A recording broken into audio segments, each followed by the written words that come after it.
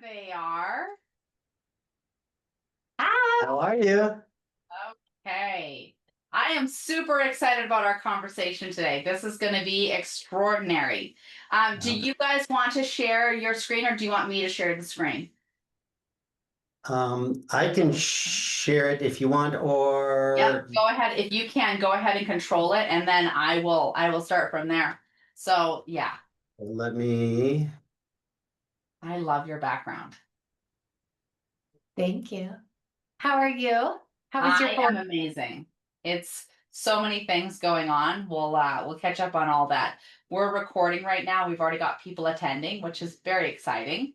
So we're gonna There we go.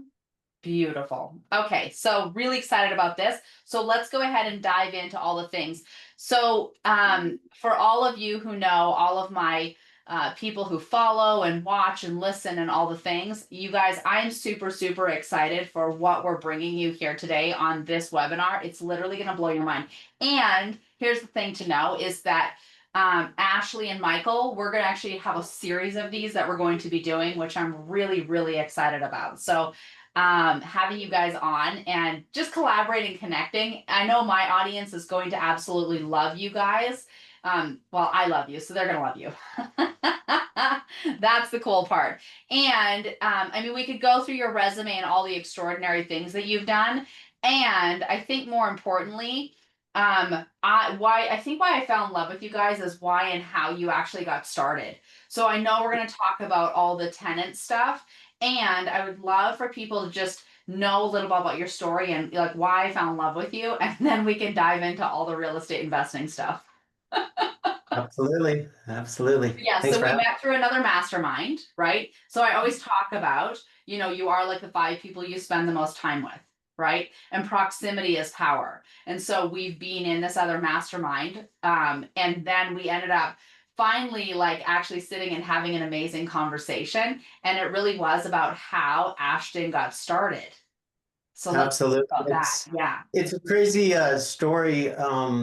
I mean, Ashton itself. So I've got 4 kids total, 2 older kids, Ashley and Brandon, and you'll hear more about Brandon here in a minute. But Ashton is literally the combination of Ashley and Brandon. And so that's how that came about. I've actually got a variety of companies with Ashton all as part of it. But the what we're going to do again, getting into kind of the preface for what we're going to talk a little bit more about is giving you a just in a 20-minute or 30-minute time frame, our lessons learned, our personal journey in terms of how we came about discovering the right ways to do things and the wrong ways to do things, to be quite honest, along the journey Well, and it's what that always the wrong ways that I feel like we learn the biggest lessons from. it is. So true. It absolutely is. And the oh, why is the screen not changing? All right. There we go. All right. So I wanted to jump into ourselves first of all. Here we go. The of our as far as how we came about and this journey that we're on right here. So Ashley and I, she's my oldest daughter. I've since got divorced, remarried, and I've got younger kiddos, and my younger kids play with her kids, which are my grandkids, which is amazing. So it's a cool dynamic. It's a really cool dynamic. It makes it fun. It makes it fun.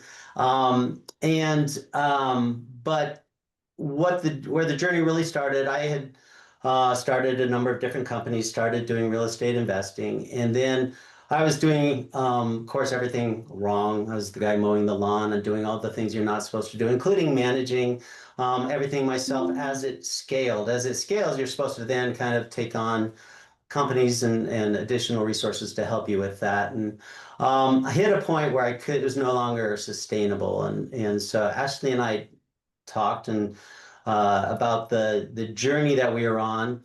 And it became a little bit more of a mission, if you will, and a legacy, because we lost her brother, my son, in Afghanistan. He was killed. He was in the United States Marine Corps, and he was killed in 2010.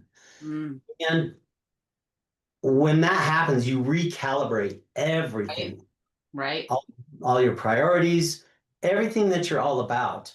Yeah. And so I had already started a number of different companies. They were doing extremely well. Had the real estate portfolio that was growing substantially, but then we wanted a real mission behind it. So we actually created a foundation, Dark Horse Angels Foundation, in honor of the 3-5 Marines that were lost. And so Ashley and I really wanted to create something that would last forever and also pay it forward as well. So she came and chatted with me and she's like, so Dad, you were wanting to do this property management thing. Why don't we just do it together? I And I thought love it was a that. fabulous idea. And Ashdon Property Management was born. And That's so beautiful. Yeah. Oh my gosh. And I love how not only how you guys work together, but how you work with your tenants. And I know we're going to jump into some stories over today and then over the next couple of weeks as we go through this. Again, it fits in with, my company, Titan Impact Group, where we leave every person, property, and community better than we found them. Like you guys are literally living that out and through that legacy. So it's that, that we can't control what happens to us, but we absolutely can control what we choose to do with it. And Yeah. what you both have chose to do with it, like having him live on through with you through this whole experience it's truly magnificent. I love it. So thank you for sharing that. Ashley, anything more you want to share before we jump into all the fun things? Yeah, I mean, it's like I said, he was definitely starting out with the real estate world. I was 19, so I was eating, all the ramen and peanut butter jelly sandwiches. I think we And all do that at surviving night. off of that, which was phenomenal. Um, and then, the death of my brother hit, and what happened after that, I knew there was something with real estate. And after that happened, it catapulted me into that even further.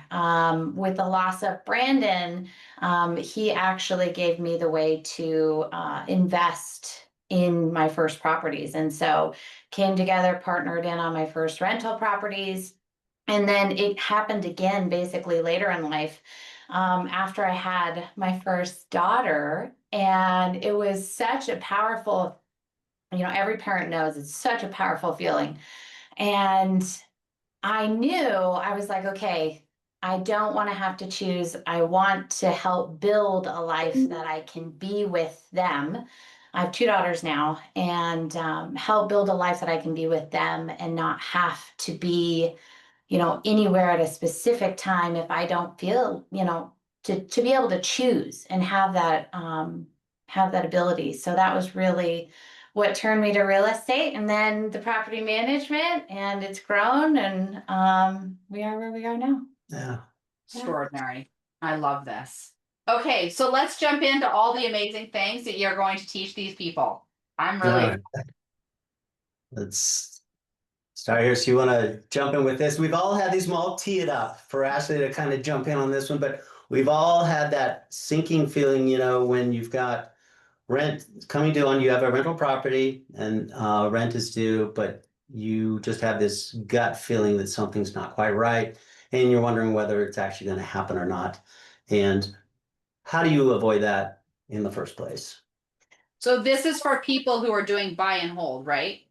This is, yes, yeah, this is buy and hold. And by the way, this applies to single family, multifamily as well. So single family, that's literally single family residences. Multifamily can be anything from a duplex, fourplex on up. And these principles apply across the board. Right.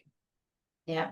So I So love this. So everybody, if you're listening, you're going to want to take notes this whole thing because this is packed full of amazing, amazing content. Okay, sorry, I keep interrupting, but I want everyone to no, get it's this. perfect. It's perfect. I mean, screening day, right? Like, this is your number one. If you're going to get anything right with managing a buy and hold and having a tenant in your property, you want to make sure you get the right tenant.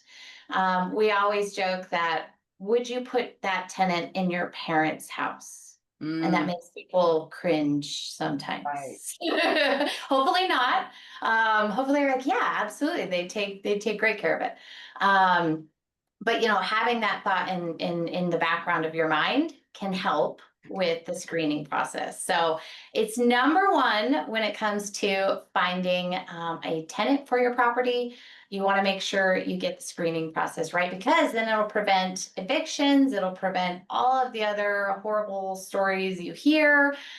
We definitely want to avoid that as much as possible. So if you get the screening right, stellar. That is the $3,500 Yes. thing, by the way. That's on average what an eviction will cost you. So And so- it says it's, what is it? It's an ounce of prevention is worth a pound of cure. This is like Absolutely. everything. Yes. Yeah. Absolutely. And it's all avoidable. And as Ashley will go into more detail about it, but we kind of freak out a little bit when something's been sitting vacant for a while and we just kind of get in that desperation state. She's going to walk through some very specific things you can do to avoid that. And again, it's all about numbers. It's not emotional. It's about math. She always makes fun of me. I always say it's just math, but it truly, truly is. And so again, take it away, Ash. And I love it because I always say, do the numbers and the numbers tell you what to do. Yes. And this is you. Never This lie. is you doing those numbers, which is Yes. extraordinary. Yeah. I love Yeah. that. So making sure that, the first step really with tenant screening, it's not about just saying yes to the first person that you get. It's about knowing also how to confidently and legally deny someone, right? Somebody Right. that's not a good fit for your property. So as much as it is finding the right person, you want to also know how you can legally say no to someone, because there's obviously regulations that you need to abide by, federal fair housing laws, discrimination things. You want to avoid all of that and be able to confidently say yes. Yes, that is a big deal. Like that whole legally, yeah. Oh my goodness. Yes. And it's getting worse. I mean, there's more legislation that's constantly coming out. You have to stay on top of that because there are things that used to be completely legal to go ask them or have those conversations, and now you cannot because one, it's in violation of fair housing, but then there's discrimination even above and beyond that. So That is crazy. Yeah. Oh So my the big goodness. thing, I think, sometimes I have a lot of, there's landlords that I hear of that do this, where they're like, okay, your property's been on a market, and let's say you're listing it on one site and it's been sitting for a while. So they kind of get to the point where their holdover costs are going a little bit further than they'd like. They're dipping into some funds and they're going, well, we need to just get it rented. Let's just get somebody in there. That's a red flag. You don't want to just approve someone to get them in there. Right. The other issue with that story too is, what platform are you listing it on? A lot of platforms these days are all paid platforms. So, knowing which platform to go on to get the highest visibility to get your property rented faster is going to help with that screening process. You definitely want to make sure that you're not lowering any standards to try to just fill the unit, because that could lead to eviction or other issues down the road if you're not thoroughly vetting them. we've got Right. a specific checklist in terms of the types of checks that we do for each. And there's a reference here that you'll see at the end where it's actually got the checklist and actually resources that you can use to be able to do these types of things. The red flags that Ashley was talking about are pretty, even though there's all these fair housing laws and all these other regulations, it's still good to engage in a conversation with them, because oftentimes people will start talking and they will tell you things that are very telling. So for example, we had a situation where somebody came and they said, well, yeah, I need to be out by Monday because my roommate's kicking me out. And it's like, oh, really? Tell me more. And and so they'll volunteer, well, I had this big party and I was doing this, and oh, okay, good to know. Good to know. Yeah, and so definitely engage in the conversations with them. Be aware that with every story you hear, there's probably some truth in there, but there's also probably some not so true items in there. And so you need to be aware and watch for that. One of the specific ones actually is the cash up front. Oh yeah, And- you hear this one. I hear this one a ton. It's amazing how many times I've heard this one. But I've got 6 months in advance to pay you. I've got, a year, you name it, or I'm coming into this big amount of cash and I can pay the whole entire year up front. You name it. That's usually, if you dig a little deeper, in my experience, I've seen it to be a negative thing where it's actually shown either a previous eviction and they're trying to buy their way into the next property before they actually get evicted. I've seen that before.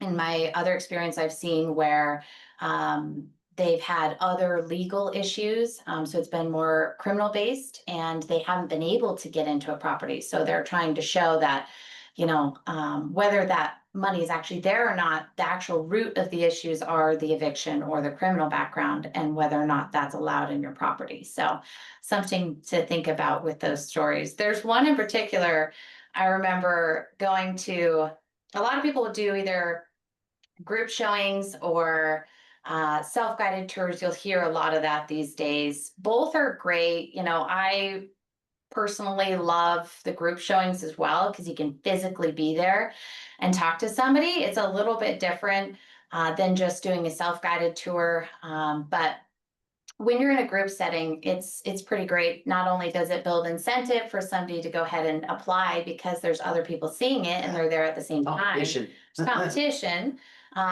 fair competition, right? But it also, you can just get in front of them and just have a conversation, just like my dad was saying with asking those questions and things. There was one that I remember and I just started asking, I was like, why are you looking to move? What's your current situation? And I'm not sure they realized that I was screening people while I was there, but Right. yeah, they were in an eviction. They were getting evicted and they're like, yeah, we'll be sure to apply. And I was like, well, we don't allow evictions, but so just having a conversation, you'll find out a little bit more about what somebody's situation is when they're looking to move, if they have pets, if they walk into the showing with dogs and your, listing doesn't allow pets, that's another one. I've Right. seen before. Everyone has an emotional support animal these days. And so just some things that when you're at a group showing, it's pretty great. You can be on site and truly just kind of have a conversation with people. Right. Yeah. And some of the references that you get, I mean, part of it's the screening process. And again, next we'll get into more details in terms of the specifics of that process, but truly getting everything in writing, getting everything documented, making sure you have the questions that are out there that you can then go validate later in terms of their employment record, in terms of their previous landlord, making sure it's not cousin Louie that whose phone number that they gave you and said, oh yeah, they were a great tenant. You definitely want them. Yeah. And so some of the other things that you want to take into account, in terms of the actual listings that you create, making sure they're in compliance in and of itself. But it's the scoring system. I mentioned earlier about it not being emotional. Yeah. And that, and truly, I remember when I first did it, I got my first property and I was like so excited. And I'm like, this is great. It was my baby and I was hand holding everything. And it was like, a little disappointing because I was so naive to so many different things when I first got into it. Yeah. And when you truly just take a step back and realize, no, this is a business. This is just like my other businesses that, I've been very successful with. And it is something that you just go by the numbers, you go by the methodical systems and processes to make it happen. And so we look at a variety of different factors and consistent criteria for that. Yep. So this one's hard because sometimes taking the emotion out of the picture can be difficult for especially first-time landlords, right? It's your Right. baby project. You've gotten all of the rehab done. Maybe you've spent months on, bringing it up to speed, redoing the place. And you've got kind of a sentimental value. It's sentimental to you, right? You've got a connection to it, and you want somebody to take care of it. So It can be difficult when you hear stories from people about, their situation and their hard times they've fallen on, and you want to lend them a hand. You want to help them. But you also, when you take it back to just facts and just numbers, it completely takes the emotion out of it and definitely helps in terms of not getting you into situations that you don't want to be in. Right. The scoring system's key. It also really helps in terms of auditing. So if you ever get audited, or if there's ever somebody says, you were discriminatory because you didn't, let them rent your rental, then having a scoring system shows it takes all the emotion out of it and it breaks it down to numbers. So you can see how every person is scored the exact same in terms of who actually wins the right to rent the property. So it makes it really nice there, protects you legally, which is really big. Well, and again, it's that part of taking the emotion out of it. Just do the numbers tell you what to do. So I love the scoring system inside of like doing the numbers. That's genius. And Yes. by the way, everybody likes to be online these days with all their social media and everything. And it's really funny because they will present a certain persona to you when they're applying. Right. And as you're doing your background checks and everything else with that, check out their social media. It is very, very telling. Yes. I love that. It is one of those tidbits. It's like people don't even make that connection. They don't even think about it. Just like the person that said, well, I need a place by Monday because my roommate's kicking me out. It's like they didn't quite understand how that would be interpreted in this right? situation. But likewise, their social media, they're just free for all and, living their best life. And oftentimes that does not match their story that they're telling you. So, Yeah. That's powerful. Yeah. Yeah. And then touching on like creating strategic listings, I just kind of want to highlight this for anybody. So, because before you get to group showings or self-guided tours or however you're setting that up, whether you're having agents going and doing your showings for you, you want to make sure you are crafting a compliant listing when you're actually advertising your property. So figuring out what platforms like Zillow, Trulia, maybe HotPads, rent.com syndicates out to a lot, but whichever platform you're on, you're going to want to make sure that you don't post discriminatory language. So they're big on this one. This is a big no-no. You want to just state facts. So you're not going to say, perfect for families or calling out specific groups, people, you name it. That's a big no-no. Same thing, if your listing says no pets, but you get a service animal, that's obviously a one-off. They're not considered a pet. So just paying attention to how you're listing that property is going to help repel the tenants that you don't want, because yes. they're going to be looking at that and saying, okay, monthly rent, listing facts, Right. security deposit, utilities, what's included, where's it at, are pets allowed? Those are going to be basic facts that you're going to want to list and have on there. And as a result, you're going to repel tenants that doesn't fit with and attract tenants that it does. Right. Narrow down that pool. So in terms of how we score them and specifics behind that, these are the top things that we look at. There's a whole list of things that we look at specifically to include criminal checks and that sort of thing, but these are the top four for that. So there's guidelines. One is the income verification, where it's 3 times the monthly rent. And again, you can verify through that by contacting the employer. You can look at tax returns, you can look at pay stubs, but very specifically look at them carefully, make sure that people are not fabricating, because in the digital age that we are in, people are getting extremely creative. Wow. So, yeah, Yes. it's Okay. crazy. So make sure that you, even if you're looking at pay stubs, make sure that you then also contact the employer, because those pay stubs could have been doctored such that that was 2 years ago. That's not current. And so you do need to double check and verify everything. Yeah. Same thing if you see gaps. if you see certain gaps and, let's say they upload a pay stub, but it was from 3 months ago and that was the most recent, Yeah. call just in case. Those are always gonna be good. We do credit checks, background checks, criminal. There's a terrorist one now, eviction. Wow. It's It's getting crazy. way more complicated.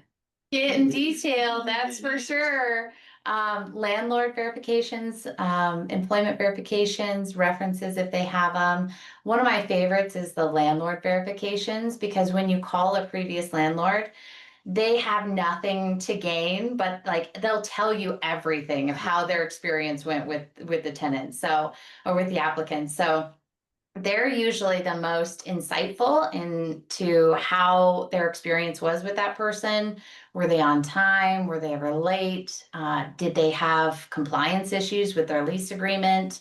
Did they have unauthorized pets? Did they sublease the property the whole time? Yeah. You'll find all of that information out. So calling at least 2 previous landlord references are huge. Wow. That's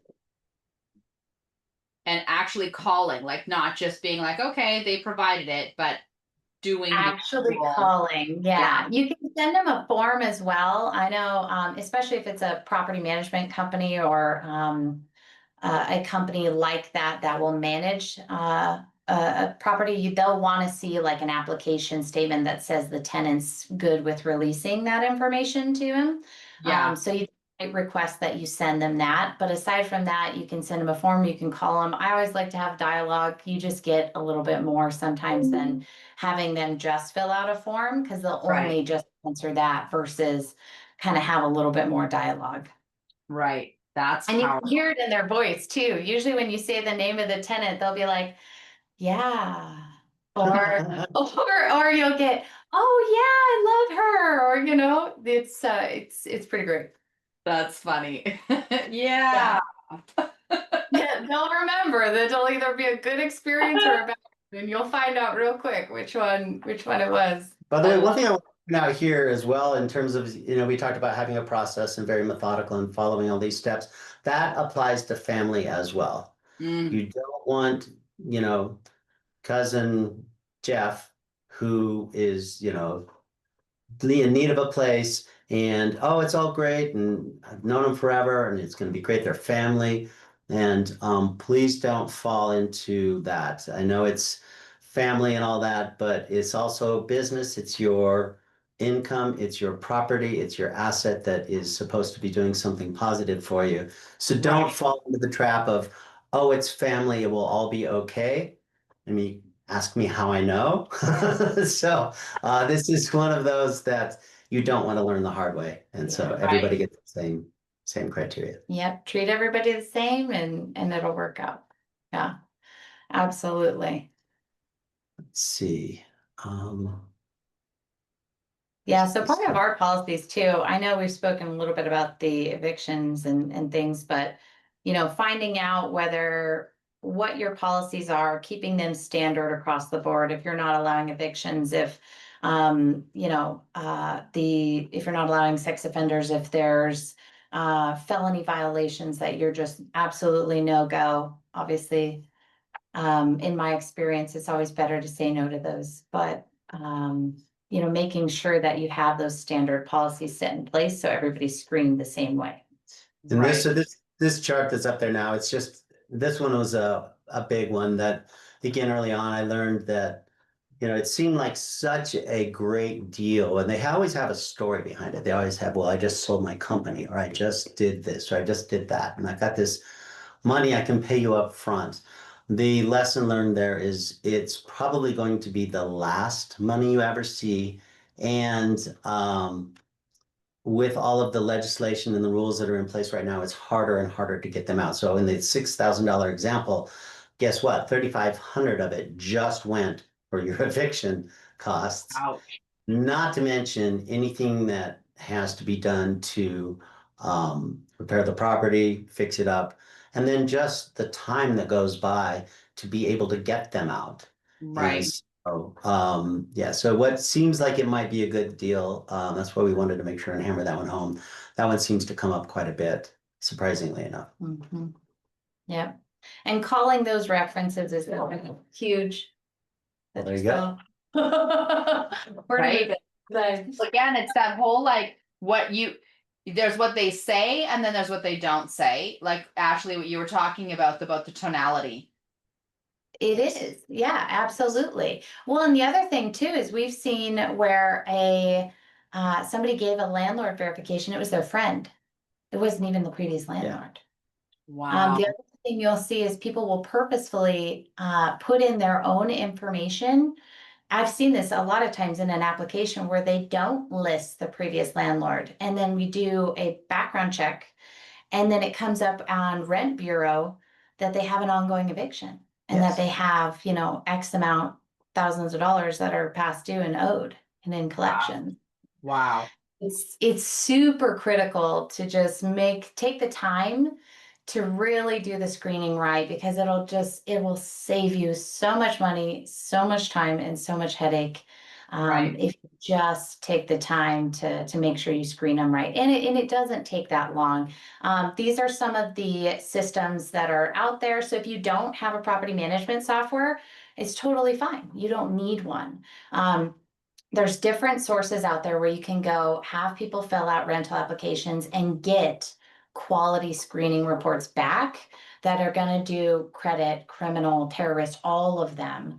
And the best thing is you can obviously charge that to the tenant for whatever the report actually costs. So they're paying that, that's passing completely through, that's not on you. Rent Prop is one of them, AmeriUSA. Buildium does have some. They have an additional management for rentals that are great for first-time landlords. In our experience right now, we're using Appfolio, but there's a ton across the board. These are some great ones if you're not looking for specific property management software and you're just like, I want some rental applications to send to people. Where can they go fill them out that I'm going to get quality reports from? Yeah. Right.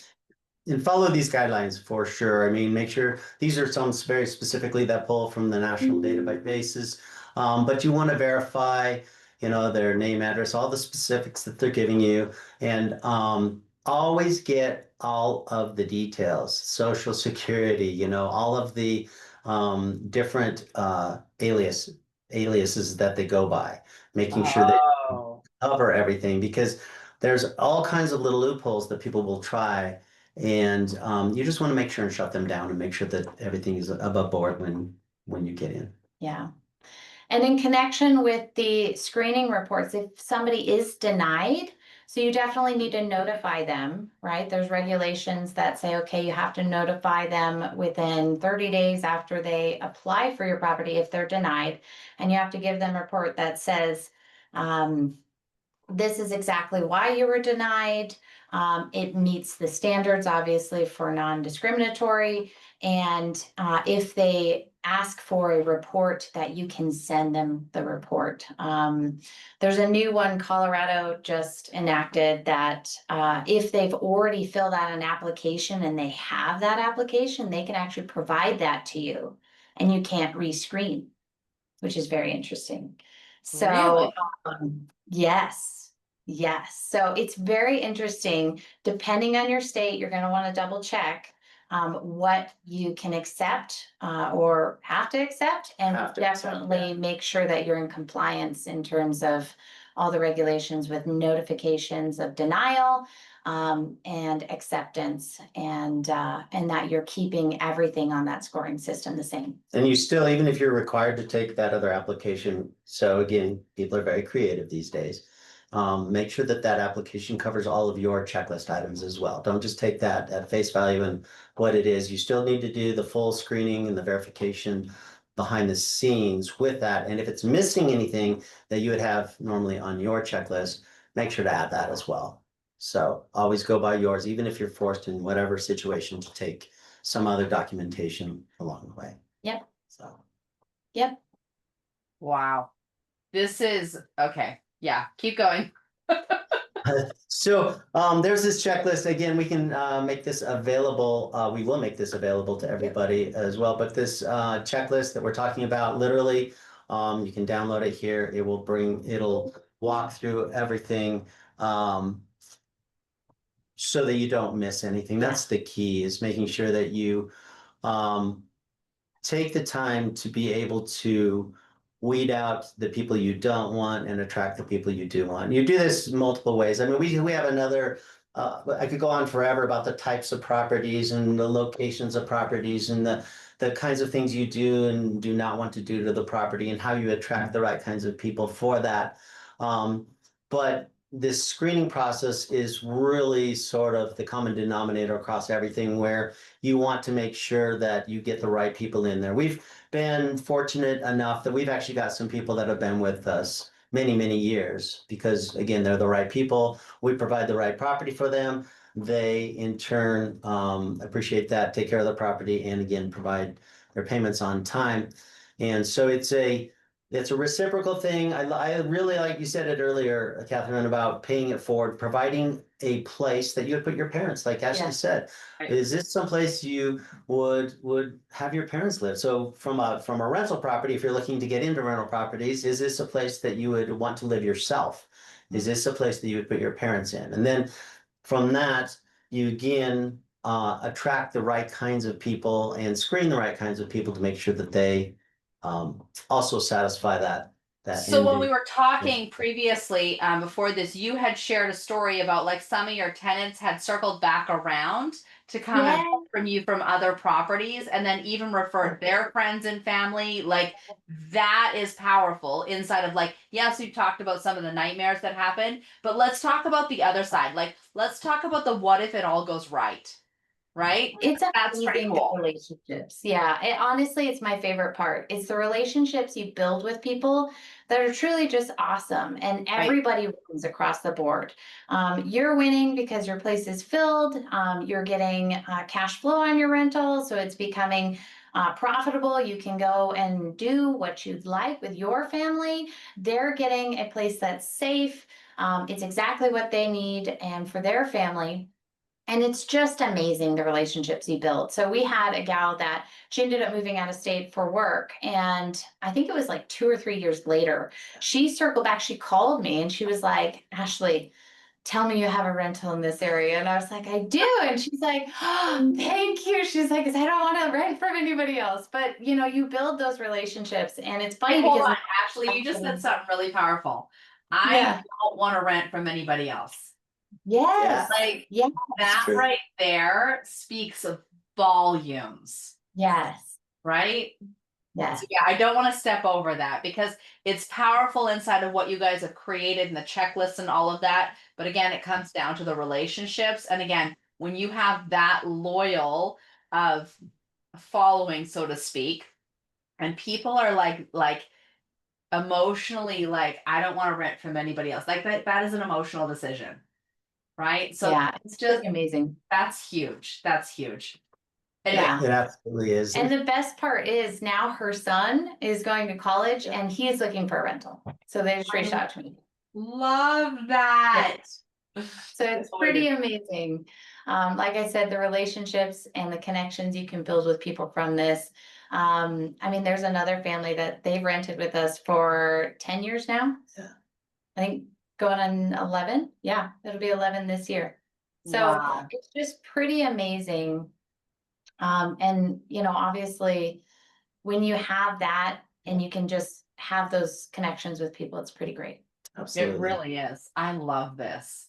Everybody Okay. always hears the horror stories, but there's Yeah, good sides too. Really Right. Remember the good sides.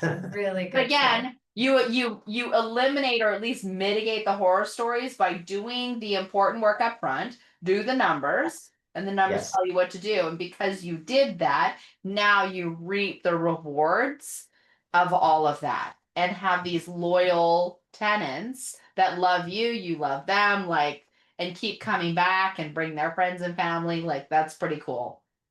Yeah. Absolutely. Yep, it's pretty amazing. That's really where once you dial this in, you're golden. Right? Keep it numbers, and you'll be great. Yeah. Yeah. It's pretty amazing. I love this. Okay, so are we at the end? I We believe are, so. yeah. So with the checklist, I did want to bring up a couple things. So Yeah. this is one that we've created. And it gives a scoring system. So it's a great template to start with.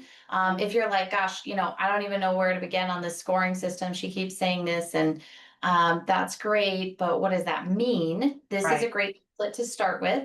And it will tell you exactly how to score each category, from credit, background, criminal, eviction, everything.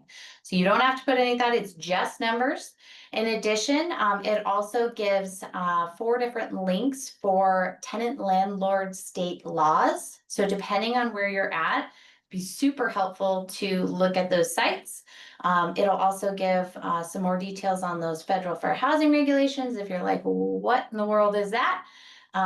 So some good stuff on there. That's amazing. So the link for this, for the people who are watching the recording, I'll have it in the description. So make sure you go there and you can get the link there. And then, of course, we're having our follow-up webinar for this on Thursday. So we're going to do a Q&A session, because I'm sure all of you are going to have a ton of questions about this that we can come back to and, keep digging in. And here's to know, again, like I said at the beginning, we're going to be doing multiple of these because there's so many layers to be a buy and hold. And I just want to put it out there. We're not here to sell anything. However, if people wanted to, I think you guys don't you have a company where you will actually manage other people's properties? Am I wrong? Am I right? We do. We do. Yes. Yep. So, So Ashdon Property Management, we've got $65 million portfolio right now that we manage. That consists of industrial, multifamily, and single family properties across the board. So yeah, we do that as well. so people can reach out to you to learn more about that. Which is Absolutely.